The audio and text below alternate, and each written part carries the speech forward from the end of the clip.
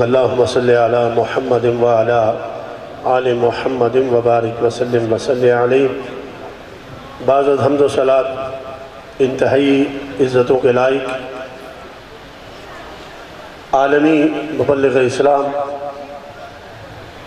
پیر طریقت، رہبر شریعت، صاحبزادہ والا شان حضرت علامہ پروفیسر ڈاکٹر ساجد الرحمن صاحب،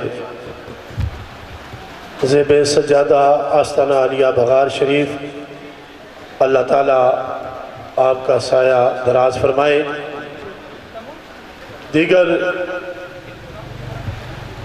سٹیج کی زینت بننے والے صاحبزادگان، جملہ غلامان مصطفیٰ صلی اللہ علیہ وسلم، ہم سب محترم جناب سید فاروق صاحب علیہ رحمہ کی یاد میں یہ محفل سجائے بیٹھے ہیں، کیونکہ قبلہ صاحبزادہ صاحب تشریف لا چکے ہیں۔ میں نے صرف حاضری پیش کرنی ہے۔ دعا کروں گا کہ اللہ رب العزت میری آپ کی حاضری کو قبول فرمائے۔ اللہ رب العزت نے اپنے بندوں کی ایک پہچان بتائی ہے کہ میرے بندوں کی پہچان کیا ہے۔ بس آیت جو میں نے پڑھی ہے ترجمہ کروں گا۔ میرا اللہ ارشاد فرماتا ہے کہ میرے بندے کی پہچان یہ ہے کہ التائبون، وہ توبہ کرنے والا ہوتا ہے۔ محبت سے کہتے ہیں، محبت سے، وہ توبہ کرنے والا ہوتا ہے۔ العابدون، وہ عبادت گزار ہوتا ہے۔ اللہ اپنے بندے کی پہچان کیا کر رہا ہے کہ وہ توبہ کرنے والا ہوتا ہے۔ العابدون، وہ عبادت گزار ہوتا ہے۔ الحامدون، میرا رب فرماتا ہے کہ وہ اپنے رب کی حمد بیان کرنے والا ہوتا ہے۔ الصائمون، اللہ ارشاد فرماتا ہے کہ وہ روزہ رکھنے والا ہوتا ہے، روزہ دار ہوتا ہے۔ الراکعون، اب یہ نشانیاں ہیں۔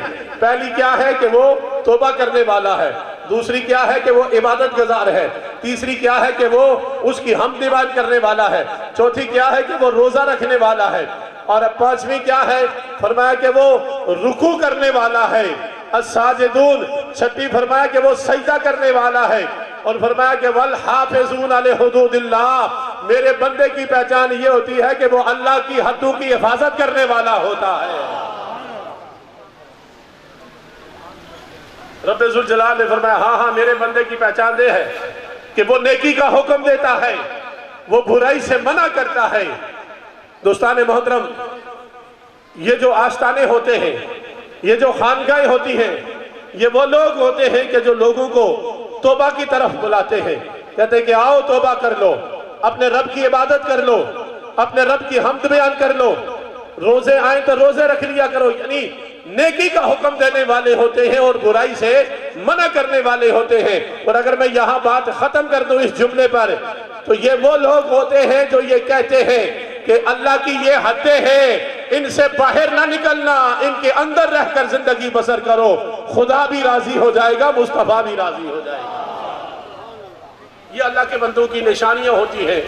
اللہ کی بارگاہ میں دعا ہے کہ اللہ رب العزت میری آپ کی حاضری قبول فرمائے، اور اللہ تعالیٰ سائیں صاحب کے درجات میں بلندی عطا فرمائے۔ یقیناً سائیں گولڈی بادشاہ رحمت اللہ تعالیٰ علیہ، اور پھر سائیں خادم حسین صاحب رحمت اللہ تعالیٰ علیہ، اور اس خاندان کے جتنے بھی اس دنیا فانی سے جا چکے ہیں، سب کے لیے دعا گو ہے کہ اللہ رب العزت ان کے بابے کا صدقہ سب کے درجوں میں بلندی عطا فرمائے۔ اللہ میری آپ کی حاضری قبول فرمائے۔ وآخر دعوانا ان الحمدللہ رب العالمین۔